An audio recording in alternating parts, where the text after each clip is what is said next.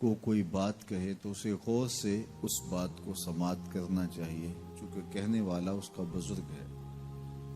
لیکن وہ بزرگ، وہ شیخ، وہ استاد اگر ساتھ قسم بھی کرے تو پھر اور زیادہ مضمون کی اہمیت ہو جاتی ہے کہ یہ کوئی اہم مضمون تھا جس سے قبل قسم کی جا رہی ہے۔ اب یہاں جو ارشاد فرمایا جانے لگا ہے اس سے قبل میرے رب نے رب ہو کے قسم کی ہے۔ میرا مالک تو یوں بھی کہہ دیتا تو کافی تھا، لیکن مضمون اتنا اہم ہے کہ اس کو بیان کرنے سے قبل میرے رب نے قسم کی، اور پھر قسم بھی ایک نہیں کی، 5 قسمیں کی۔ والعادیات ضبحا، قسم ہے ان گھوڑوں کی جب وہ تیز دوڑیں تو ان کے سینوں سے آواز نکلتی ہے۔ راہ حق میں جہاد کے لیے جب گھوڑے دوڑتے ہیں تو ان کے سینوں سے نکلنے والی آواز اللہ کو کتنی محبوب ہے کہ ان گھوڑوں کی قسم کی۔ فالموریات قدحا، اور وہی گھوڑے جب برق رفتاری سے دوڑتے ہیں اور پتھریلی زمین میں جب ان کا گزر ہوتا ہے تو ان کے پاؤں سے لگی ہوئی کھریوں کے ٹکرانے سے پتھروں سے جو شرارے نکلتے ہیں، اللہ فرماتا ہے کہ میں ان گھوڑوں کی قسمیں کرتا ہوں کہ جن کے پاؤں سے لگی ہوئی کھریوں کے ٹکرانے سے پتھروں سے شرارے نکلے۔ پھر ارشاد فرمایا فالمغیرات صبحا، اور وہ گھوڑے صبح کے وقت جب حملہ آور ہوتے ہیں اور دشمن کے لشکروں کو تخت و تاراج کرتے ہیں تو ان حملہ آور ہونے والے گھوڑوں کی قسم۔ فَأَثَرْنَ بِهِ نَقْعًا، اور جب وہ حملہ آور ہوتے ہیں تو ان کی سموں سے گرد اڑتی ہے، تو اللہ فرماتا ہے وہ گرد اڑانے والے گھوڑوں کی قسم۔ پھر ارشاد فرمایا فَوَسَطْنَ بِهِ جَمْعًا، اور وہ بہادر اور دلیر گھوڑے اپنے سوار کو لے کر کے جب دشمن کے قلب میں گھس جاتے ہیں اور جتھوں پر حملہ آور ہوتے ہیں تو مجھے گھوڑوں کی یہ ادا بھی اچھی لگتی ہے، تو مجھے ان گھوڑوں کی قسم۔ تو 5 قسمیں کی۔ قسم ہے ان گھوڑوں کی جو دوڑتے ہیں تو ان کے سینوں سے آواز نکلتی ہے۔ قسم ہے ان گھوڑوں کی کہ جب وہ پتھریلی زمین سے گزریں تو ان کے پاؤں سے لگی ہوئی کھریوں کے ٹکرانے سے پتھروں سے جو شرارے نکلیں۔ قسم ہے مجھے ان گھوڑوں کی جو لشکروں کو تاخت و تاراج کریں۔ قسم ہے ان گھوڑوں کی جب وہ حملہ آور ہوں تو گرد اڑے، اور قسم ہے ان گھوڑوں کی جو لشکروں کے کلیجے چیر دیں اور آگے بڑھ جائیں اور دشمنوں کے جتھوں پہ حملہ آور ہوں۔ تو ان 5 قسم کے گھوڑوں کی میرے رب نے قسم کی ہے۔ اللہ اکبر! میرے مالک ذات کے گھوڑے اور تو ان کی قسمیں کرے، تو کہا کہ یہ گھوڑے میرے محبوب کے غلاموں کے ہیں۔ اللہ اکبر! محبوب کے غلاموں کے گھوڑوں کے پاؤں سے لگی ہوئی کھریوں کے ٹکرانے سے پتھروں سے جو شرارے نکلے رب کو وہ بھی پسند ہیں۔ ذرا غور تو کیجئے، تو ذات کے گھوڑے بھی ہوں لیکن نسبت محبوب سے ہو تو وہ گھوڑے بھی اچھے لگتے ہیں۔ اچھا ذرا آگے آ جائیے، ذات کا کتا ہے لیکن ولیوں کے سنگ جڑ گیا۔ اللہ نے اس کتے کا ذکر قرآن میں کیا، بلکہ اس کے بیٹھنے کے سٹائل کو بیان کیا۔ وَكَلْبُهُمْ بَاسِطٌ ذِرَاعَيْهِ بِالْوَسِيدِ، ان کا کتا غار کے دھانے پہ اپنے بازوؤں کو پھیلا کے بیٹھا ہے۔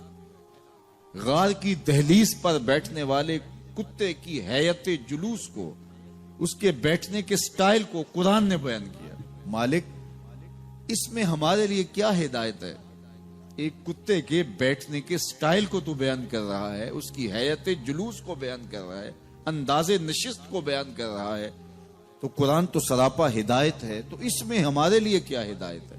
کہا یہی تو بتانا چاہتا ہوں کہ ذات کا کتا بھی ہو संग नेकों के जुड़ जाए तो वो काबिल जिक्र हो जाता है, और अगर तुम मेरे वलियों से जुड़ जाओगे फिर तुम्हारा मर्तबा क्या होगा। यहां तो कुत्ते जुड़ जाएं तो काबिल जिक्र होते हैं। अच्छा, जात की च्यूंटी है लेकिन राह तकती हजरत सुलेमान पैगंबर का, तो उस च्यूंटी की गुफ्तगू अल्लाह ने कुरान में बयान कर दी और उसके नाम की सूरत उतार दी। अन-नमल, सूरा नमल उस च्यूंटी के नाम पे सूरत है जो हजरत सुलेमान अलैहिस्सलाम की राहें तक रही थी और अपनी हमजोलियों से कह रही थी जल्दी जल्दी अपने बिल्लों में दाखिल हो जाओ, अल्लाह के नबी का लश्कर बेखबरी में कहीं तुम्हें कुचल ना डाले। और हजरत सुलेमान ने उस च्यूंटी की बात को सुना, फतबस्समा दाहिकम मिन कौलिहा, और मुस्करा भी पड़े। तो च्यूंटी भी हो, घोड़े भी हो, कुत्ते भी हो, लेकिन जब अच्छे लोगों के संग जुड़ जाएं, निस्बत बुलंद हो जाए तो वो काबिल जिक्र हो जाते हैं। तो हैं घोड़े, लेकिन मेरा रब रब हो के कुरान में उन घोड़ों की अदाओं की कसमें कर रहा है। वल आदियात दबहा फल मूरियात कदहा फल मुगीरात सुबहा फअसरन बिही नक़अ व वसतन बिही जमअ। कसम उन घोड़ों की जो तेज दौड़ें तो सीनों से आवाज निकले, पथरीली जमीन में जाएं तो पांव से शरारे निकलें, गर्दो गबार उड़ाएं, दुश्मन के लश्करों को ताख्त और ताराज करके उनके जत्थों में घुस जाएं, उन दलेर और बहादुर घोड़ों की मेरा रब रब हो के कसम कर रहा है। यहां कसम की बात चली तो अल्लाह ने महबूब के घोड़ों की कसम की, घोड़ों की अदाओं को पसंद किया। महबूब के गुलामों के घोड़े, उनके पांव से लगी हुई खुरियों से टकराने वाले पत्थरों से निकलने वाले शरारे, रब के वो भी महबूब। अल्लाह अकबर। तो फिर कसम की बात चली तो कभी घोड़ों की कसमें की, कभी महबूब की राह गुजर की कसम की। ला उक़सिमु बिहाज़ल बलद, मुझे कसम है इस शहर की। तो शहर मक्का की कसम क्यों की? वहां काबातुल्ला है, मुकाम इब्राहिम है, चाहे जमजम है, सफा व मरवा है, मुज़दलिफ़ा है, मना है, अरफात है, कदम कदम अनवार की बरसती बरखा है, मताफ है, हतीम है, मुस्तजाब है, मुस्तजार है, मुल्तजम है, बाबे काबा है, सक़्फ़े बैतुल्ला है, कदम कदम पे अनवार बरस रहे हैं। शायद मेरे रब ने कसम इसलिए की हो, शायद कसम इसलिए की हो, लेकिन मेरा रब कहता है ला उक़सिमु बिहाज़ल बलद, मुझे कसम है शहर की, यानी शहर मक्का की। क्यों? यहाँ काबातुल्ला है, यहाँ मुकाम इब्राहिम है, यहाँ मुज़दलिफ़ा है, मना है, अरफात है। क्यों कसम? व अंता हिल्लुम बिहाज़ल बलद, महबूब इस शहर की गलियों ने तेरे कदम चूमे। ए अंता मुकीमुन फी हाज़ल बलद, इमाम कुर्तबी ने इसका मफहूम बयान किया। महबूब आपकी इकामत इस शहर में है, आपके सांसों की खुशबू सूंघी है शहर की फजाओं ने, इसलिए मुझे शहर की कसम कि महबूब यहां तुम जो रहते हो। अल्लाह अकबर। तो महबूब के शहर की कसम की। वल असर, महबूब के जमाने की कसम की।